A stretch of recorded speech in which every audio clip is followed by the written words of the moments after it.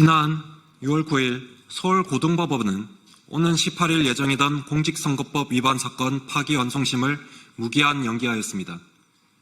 헌법 제84조에 따른다는 단 한 문장으로 대한민국 사법의 시계는 완전히 멈추었습니다. 소추는 기소가 아닌 재판을 포함한다는 것이 헌법학자들의 압도적 다수설이라고 누군가는 거짓말을 하지만 학부생 시절 고려대 법대의 헌법, 형사법 교수님 그 누구도 15년 전에는 소추를 재판이라 가르치신 분은 분명 없었습니다. 건국 당시 제1헌법, 우리 재헌의 아버지들도 이 나라의 후손들 중 재판 중인 대통령 후보가 나온다거나 당선이 될 것이라는 예상은 하지 못했기 때문에 소추에 한정하고 재판은 명시하지 않은 것입니다.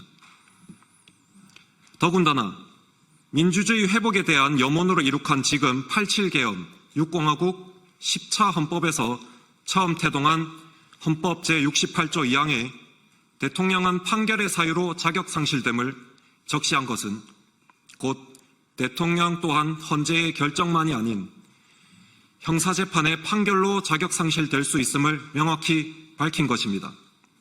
이는 즉 오늘날 사법부의 재판정지 결정은 10차 헌법의 민주주의 정신을 정면으로 훼손하고 있습니다. 6월 9일 추후 지정을 결정한 법관분들과 나머지 4개 재판의 담당 법관분들께 말하고 싶습니다. 이회창 전 대법관은 서슬퍼런 50의 권력 앞에서도 오직 법과 원칙에 따른 인간의 존엄성을 지킨 소신 있는 판결을 내림으로써 자신의 자리는 보존치 못해도 법원의 양심을 지켰고 대쪽 판사로 우리 세대의 우상으로 국민들에게 남겨졌습니다. 그 양심은 무한하여 제 동문 수학한 법대 동기들도 학부 1학년 때부터 그분의 판결을 읽으며 대법관의 꿈을 키워나갔었습니다. 지금 정치 권력 앞에 엎드리는 보신만능주의 법관들만이 아니라 이회창과 같은 대쪽 판사는 과연 오늘날 살아 있습니까? 사람은 죽어서 이름을 남긴다지만 법관은 떠나도 판례는 영원히 남는 것입니다. 오직 대한민국에서 법관만이 그 무한한 명예의 기회를 가지고 있음을 상기해 주시길 바랍니다. 혹자는 국민 65%가 재판은 진행되어야 한다 해서 재판을 진행하라 말하는데 공감할 수 없는 말입니다. 설령 국민 99%가 재판은 중지되어야 한다고 해도 사법부는 오직 법과 원칙에 따라 사법의 정의를 세워야만 합니다. 사법부는 민이라는 민중의 뜻에 따라 흔들리거나 움직이면 스스로 그 존립의 의의를 상실하고 상권 분립의 기둥은 쓰러지고 자유민주주의도 무너지는 것입니다.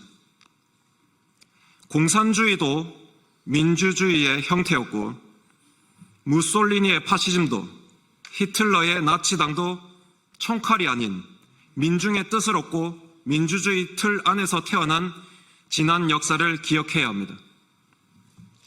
사법부는 이를 멈출 브레이크이자 민주공화국 체제 유지의 마지막 저지선입니다.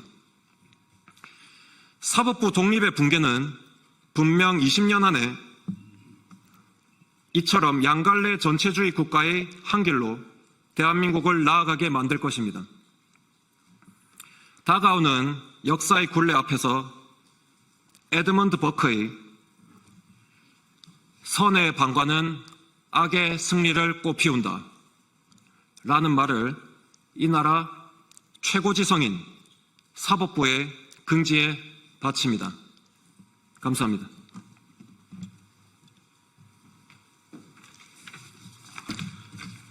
안녕하십니까. 저는 지방대학에서 물리학을 가르치고 있는 대학 선생님입니다만은 오늘 이 한 장의 원고에 담긴 내용은 일반적인 지성을 가진 국민이라면 누구나 말할 수 있는 내용이므로 평균적 국민의 목소리라고 생각하시고 들어주시기 바랍니다.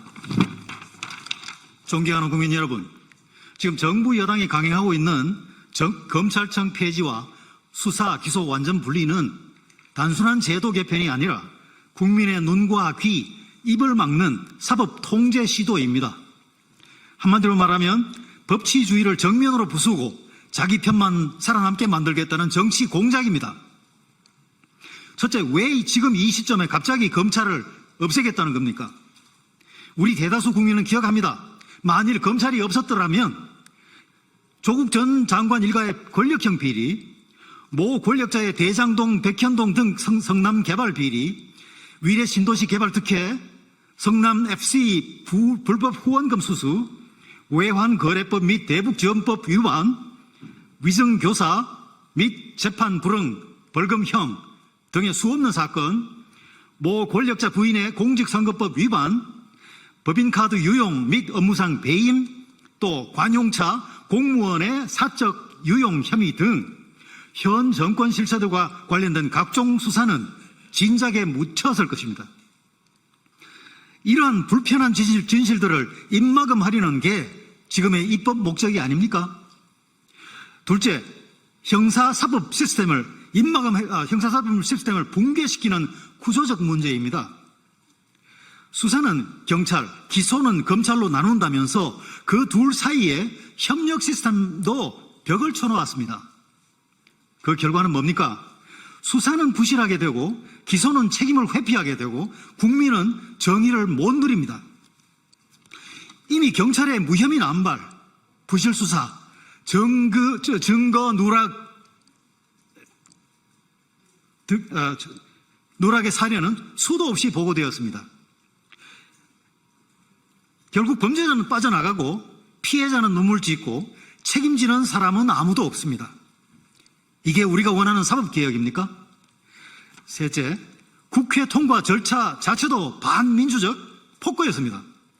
법사위에서 제대로 된 논의도 없이 날치기 상정했고 야당과 전문가들의 반대 의견은 무시하고 심지어 상임위 소위 회의록조차 공개하지 않고 헌법상 권한을 침해하는 내용을 단독 강행 처리하였습니다. 사회 체계를 바꿀 정도의 중대 법안이 졸속심사, 밀실협의, 의회 폭주로 결정되고 있습니다. 이런 식이면 내일은 또 어떤 헌법기관이 없어질지 모릅니다. 헌법기관조차 눈에 까시면 없애겠다는 것입니까? 존경하는 국민 여러분, 검찰이라는 조직이 완벽하지는 않습니다. 동서고금의 완벽한 나라는 없었습니다. 그래서 이는 개혁의 대상이지 해체와 파괴의 대상이 될 수는 없습니다. 검찰은 권력형 비리를 견제할 수 있는 마지막 장치임을 잊어서는 안 됩니다. 따라서 검찰을 없애버린다는 것은 정의를 지키는 마지막 보루를 무너뜨리는 것입니다. 지금 벌어지고 있는 일은 개혁이 아닙니다. 반헌법적 입법 쿠데타라고 하겠습니다. 우리는 지금 정의냐 권력이냐 법치냐 독재냐라는 기로에 서 있습니다. 이 위험한 입법 폭주 반드시 국민의 힘으로 막아내야 합니다. 감사합니다. 네, 고맙습니다. 감사합니다.